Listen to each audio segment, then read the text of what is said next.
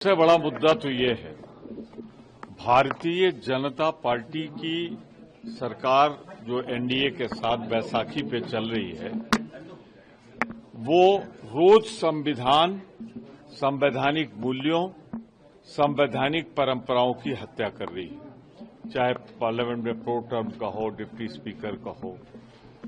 जिस तरह से मूर्तियां यहां से हटा दी गई अम्बेडकर जी का, क्योंकि वो संविधान निर्माता थे, महात्मा गांधी की।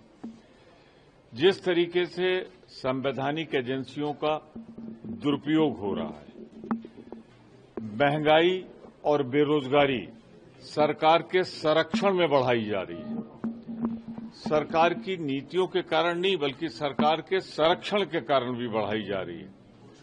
रोज जम्मू कश्मीर में संवेदनशील इलाके पर हमले हो रहे हैं, भारत की सेनाओं पर हो रहे हैं, उनको शहीद किया जा रहा है।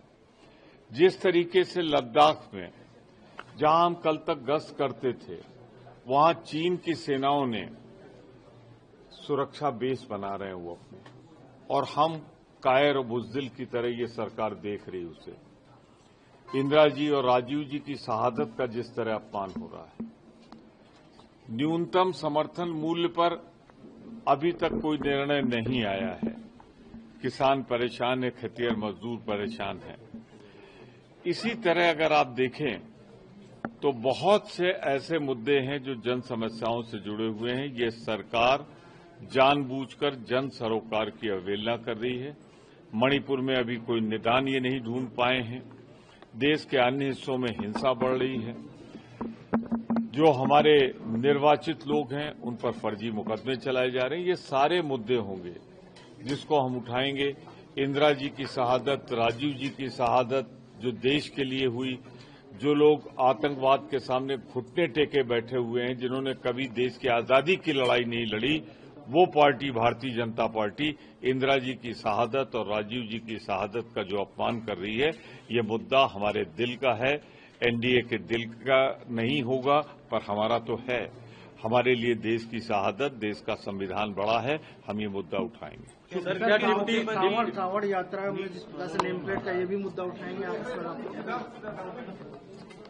देखिए, कुछ राज्य के मुद्दे हैं, कुछ देश के मुद्दे हैं। जितने महत्वपूर्ण मुद्दे हैं वो हम इंडिया गठबंधन की हमारी बैठक होगी, हम लोग मिल बैठकर तय करेंगे। पर सवाल इंडिया गठबंधन का नहीं है।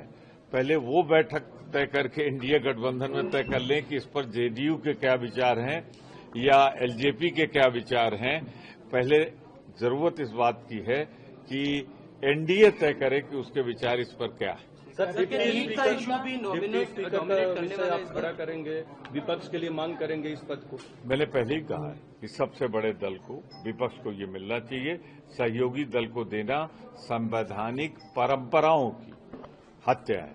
तो वो मैंने पहले ही कहा है कि संवैधानिक परंपराओं की जो हत्या होगी वो मुद्दा उठेगा। सर, क्या नीट का इशू भी डोमिनेट करने वाला है इस बार पार्लियामेंट में? हम नीट की बात, जहां पे लाखों और करोड़ों परीक्षाओं की जो पवित्रता है, जिस तरह नष्ट की गई, वो हमारा टॉप मोस्ट मुद्दा है।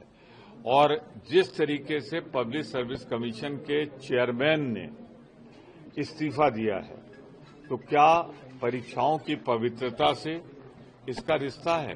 फिर नीट के चेयरमैन ने इस्तीफा क्यों नहीं दिया?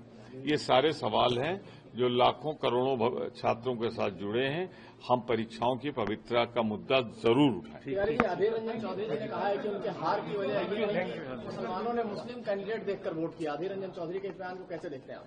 मैंने न बयान कोई उनका सुना है न देखा है।